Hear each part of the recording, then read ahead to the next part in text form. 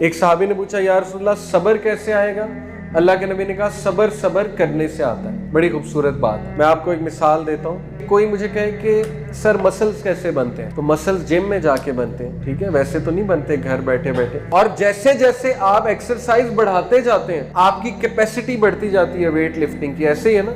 इसी तरह सब्र बिल्ड होता है। शुरू में मुश्किल होगा, लेकिन अगर उस ट्रिगर को आप सब्र कर जाते हैं, वो जो शदीद ट्रिगर आया हुआ है गुनाह का, नेक्स्ट टाइम वो जरा ज्यादा सब्र आप कर सकेंगे। इमाम इब्नुल क़य्यिम कहते हैं, याद रखें, सब्र होता है अल्लाह की अहकामात बजा लाने में, उसमें बड़ा सब्र चाहिए। क्योंकि आपको डिजायर आई है, आपका दिल कर रहा है मैंने करना है, लेकिन आप कहते हैं नहीं, मेरे रब ने मना किया, मैं नहीं करूंगा, अल्लाह की खातिर छोड़ा इसको। और ये कह कर देखें, कभी आप किसी अल्लाह न करे गुनाह में मुब्तला है, आप एक बार कह दीजिए कि बस अल्लाह की खातिर छोड़ा मैंने, जो मर्जी हो जाए मैंने नहीं करना, देखें कैसा सब्र आएगा। ओके।